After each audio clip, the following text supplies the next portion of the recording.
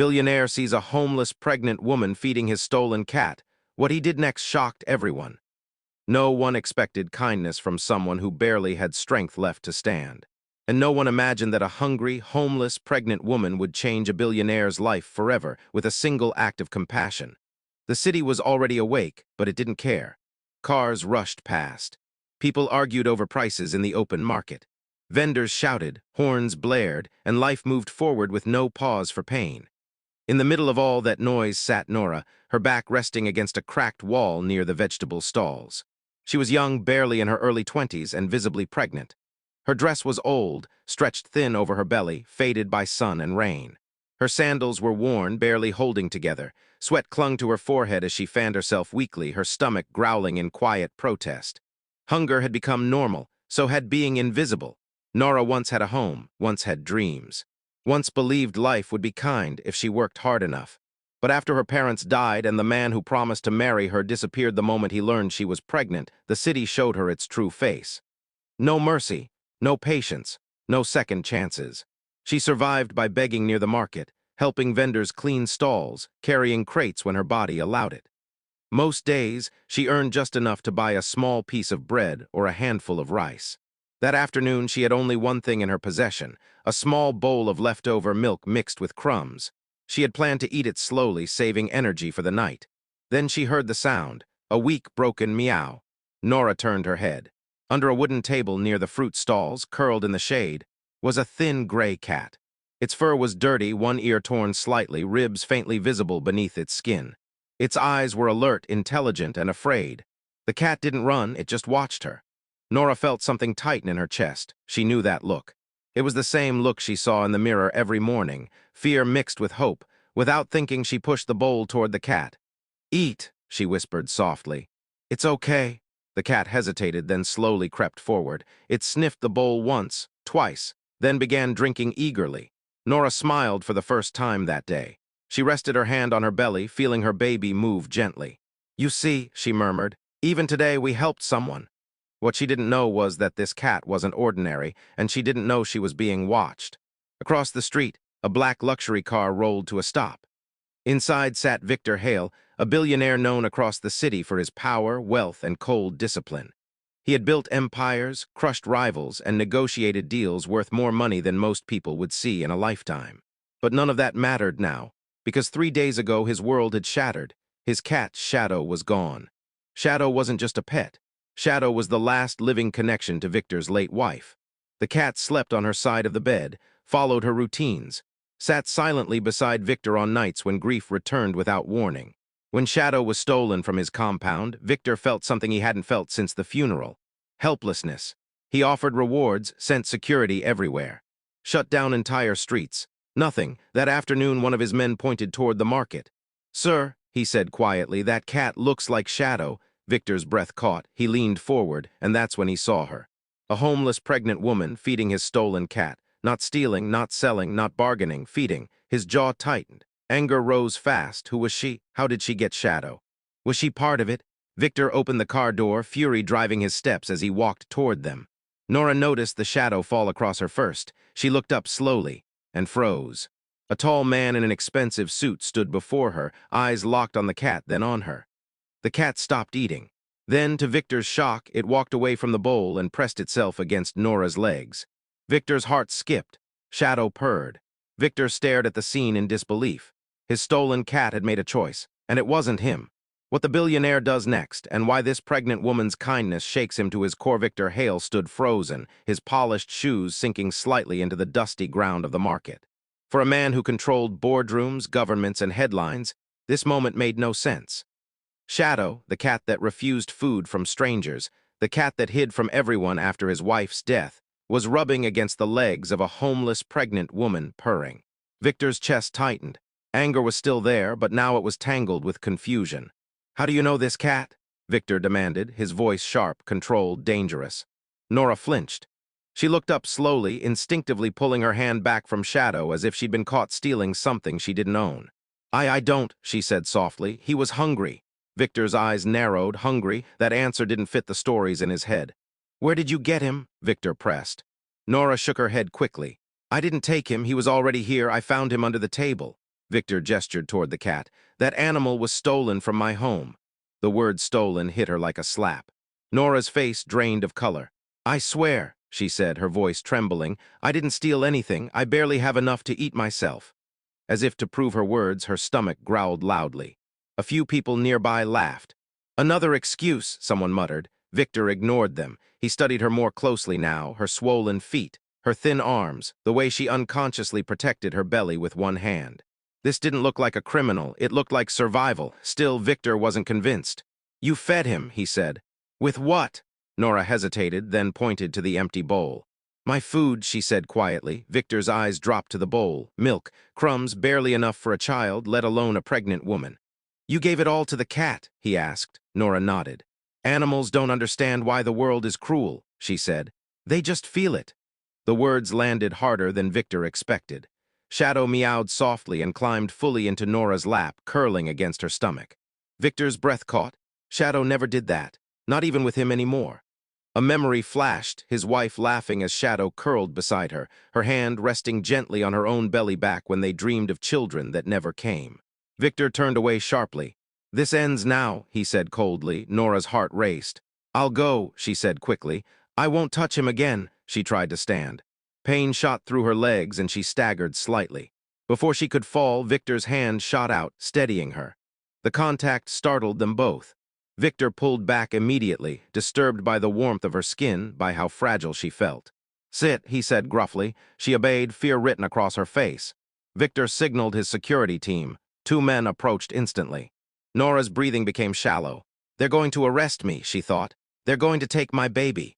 Sir, one guard whispered, should we remove her? Victor hesitated. Remove her. Shadow hissed suddenly, standing between Nora and the guards, fur raised. The guards froze. Victor stared. The cat chose her again. Step back, Victor said sharply. The guards obeyed. Victor rubbed his temples, frustration warring with something unfamiliar, doubt.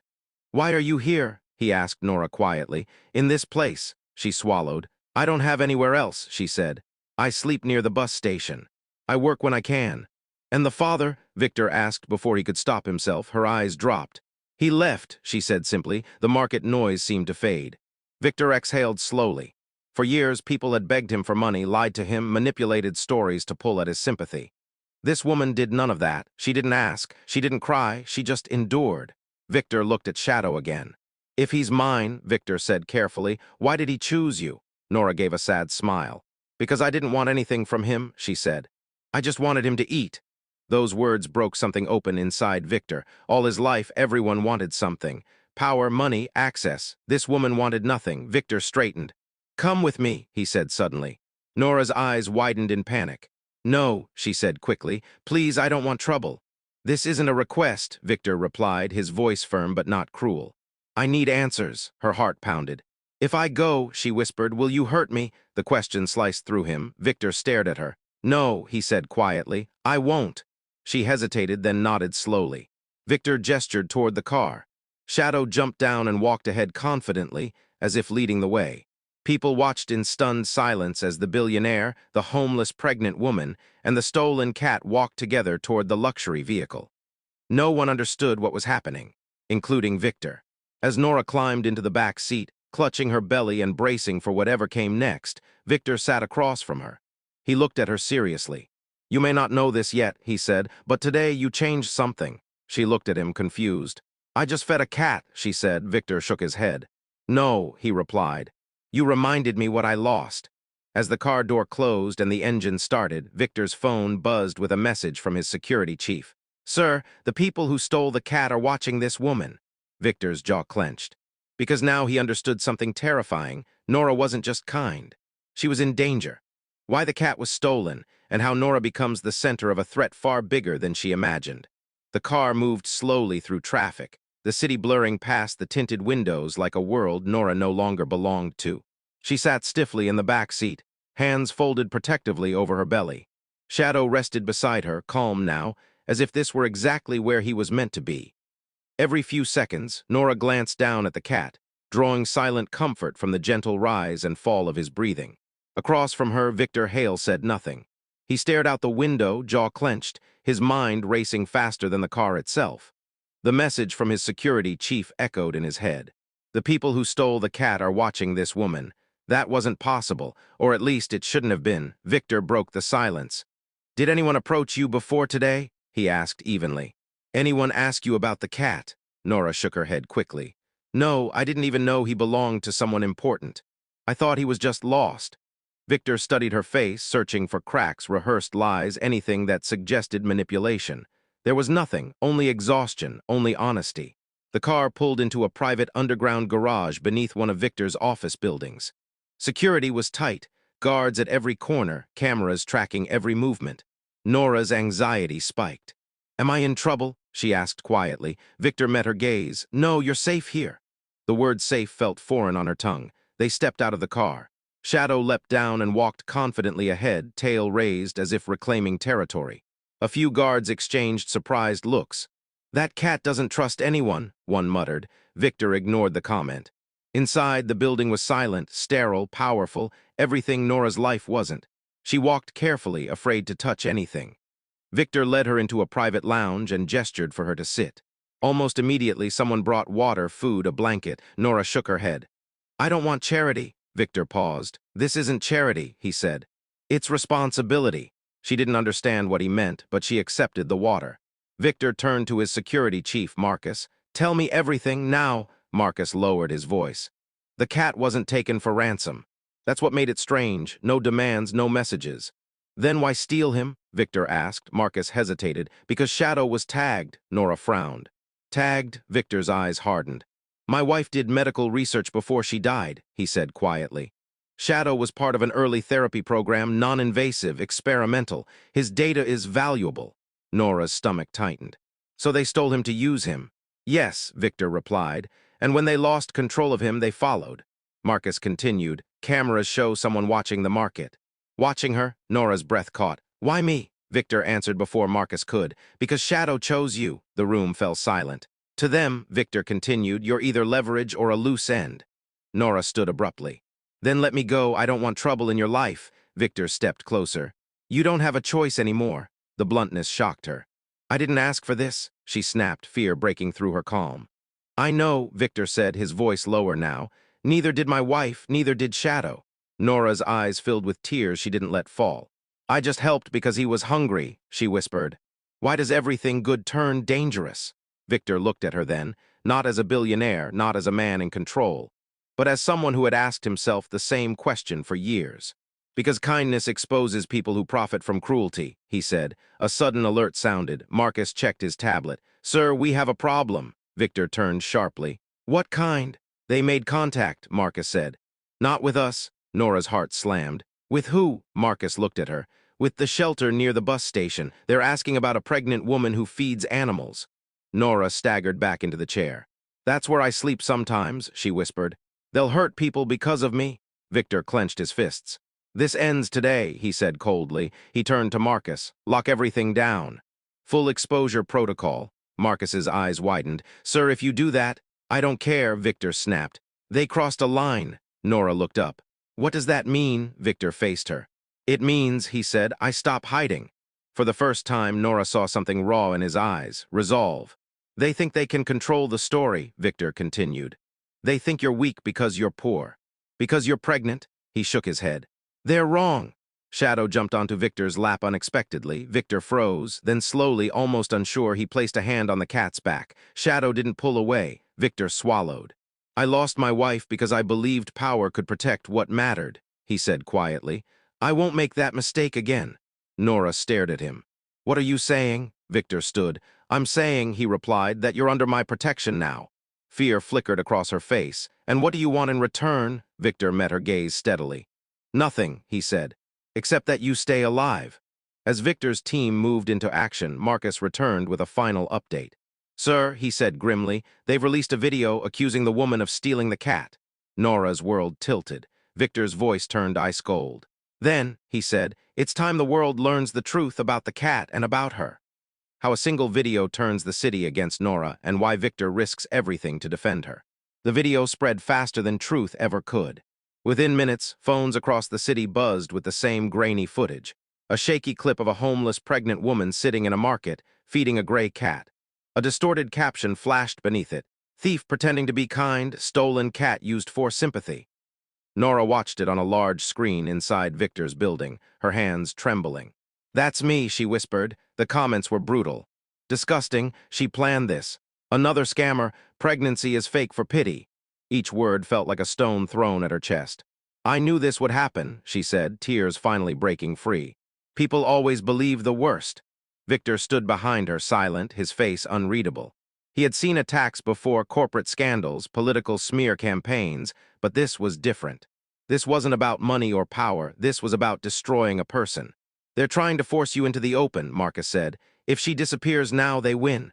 Nora turned to Victor, panic flooding her eyes. Please, she begged. Just let me go, I don't want your enemies. Victor stepped in front of her, blocking the screen. They already chose you, he said firmly. Walking away won't protect you. The truth was cruel. The world had already made up its mind. Within hours, reporters gathered outside the building. Social media demanded answers. Hashtags accused, judged, convicted. The shelter near the bus station was vandalized. Thieves spray-painted across the wall. Nora broke down when she saw the pictures. That's my fault, she sobbed. They helped me, Victor's jaw tightened. No, he said, that's the cost of lies. He turned to his media director. Prepare a statement. Marcus hesitated. Sir, if you go public, they'll attack you too. They'll expose everything, your wife, the research, the cat. Victor didn't blink. Let them. Nora stared at him. Why would you do this for me? Victor looked at her, truly looked at her. Because when my wife died, he said quietly, the world moved on. No one defended her truth. I won't let that happen again. The press conference was announced an hour later. Victor Hale, billionaire recluse, would speak publicly for the first time in years. The room filled with cameras, lights blinding. Nora stood backstage, shaking. I can't do this, she whispered. Victor placed a hand on her shoulder. You won't be alone. He walked out first. The room erupted. Victor raised a hand. Silence followed. My cat was stolen, he began calmly. That is true, murmurs spread. But the woman you see online, he continued, did not steal him, gasps. She fed him, Victor said, with her own food while carrying a child. While expecting nothing, screens behind him changed. Footage played, security videos showing Shadow escaping his captors, following Nora, choosing her. Receipts of medical scans, proof of pregnancy, time stamps. The lies began to crack. Victor turned slightly, gesturing. Nora stepped forward. Her knees nearly gave out. This woman, Victor said clearly, is under my protection. The room exploded with questions. Are you saying she's innocent? Why protect her? Is this guilt money? Victor's eyes hardened. I am saying, he replied, that kindness is not a crime. Nora's voice trembled as she spoke into the microphone. I didn't know who he was, she said softly. I just didn't want him to starve. Silence fell. A reporter stood. If that's true, why did the cat choose you? Nora looked down at Shadow, who sat calmly at her feet. Because, she said, sometimes the ones with nothing understand hunger the most. The room went quiet. Outside, the crowd shifted. Phones lowered, doubt crept in. The narrative was changing, but Victor knew better than to relax. Marcus leaned in, whispering urgently, Sir, they're not backing down, they're preparing something else. Victor nodded slowly. They always do. As they left the stage, Nora exhaled shakily. Is it over? She asked. Victor's expression was grave. No, he said. It's just changed. That night, as Nora finally slept under a real roof, an alert flashed on Victor's private monitor. The people behind the theft had made a final move, and this time it wasn't about the cat. To witness the final confrontation and the decision that will change Nora's life forever. The night was unusually quiet. Nora slept on a clean bed for the first time in months, one hand resting on her belly, the other curled around the soft blanket as if afraid it might disappear. Shadow lay beside her, guarding her like a silent promise. Across the building, Victor Hale stood alone in his private office, staring at the city lights. The final alert glowed on his screen. Unauthorized movement detected. Internal breach attempt. They weren't coming for the cat anymore. They were coming for her. Victor didn't hesitate. Lock down the east wing, he ordered calmly. Move her to the safe floor. No alarms. Marcus stiffened. Sir, that will expose your private residence. Victor's voice was steady. Then expose it. Security moved swiftly. Nora was relocated while still half asleep, confusion clouding her face. Victor, what's happening? She whispered. You're being protected, he said gently. That's all you need to know. Minutes later, the truth surfaced. The people behind the theft weren't criminals in the usual sense. They were investors, former partners of Victor's wife, individuals who had secretly tried to sell her research after her death. Shadow had been proof, and Nora had become a liability when the cat chose her publicly. They want to erase the story, Marcus said grimly, and her. Victor felt something inside him snap. All his life he had played defense, negotiated, settled quietly. Not tonight. He walked into the media war room. Release everything, he said. Marcus froze. Everything? Yes, Victor replied. My wife's work, their names, the theft. The threats, all of it. But sir, your reputation. I don't care, Victor said. I care about what's right. By morning, the world exploded. Documents leaked. Arrest warrants issued. News outlets shifted from accusation to outrage. The same people who had called Nora a thief now called her a hero. The investors were exposed. Some were arrested. Others fled. The threat ended. But Victor wasn't finished. That afternoon, cameras gathered again, this time outside a small building near the market. A new sign was being unveiled. The Shadow Haven Mother and Child Support Center. Nora stood beside Victor, stunned. I don't understand, she said softly. Victor smiled, something he hadn't done in years. You said you didn't want charity, he replied. So this is opportunity, he turned to the crowd. This center will provide shelter, medical care, and work for women like Nora, Victor announced. No questions. No conditions. Gasps rippled through the crowd. Then Victor did something no one expected. He turned to Nora. I'd like you to help run it, he said. Her eyes widened. Me? You know hunger, he said. You know dignity. That's leadership. Tears streamed down her face. For the first time, she didn't feel ashamed of them. Months passed. Nora gave birth to a healthy baby boy. Victor was there. Not as a billionaire, as family. Shadow slept in the corner of the hospital room, watching over them all. The story went global, but the real shock wasn't the scandal. It was what Victor did next. He adopted Nora, legally. He named her his heir, not to wealth alone, but to purpose. When asked why, Victor answered simply, she fed my cat when she had nothing. So I gave her what money never could, a future. One small act of kindness exposed greed, destroyed power, and created a family no one saw coming. And it all began with a homeless, pregnant woman and a hungry cat.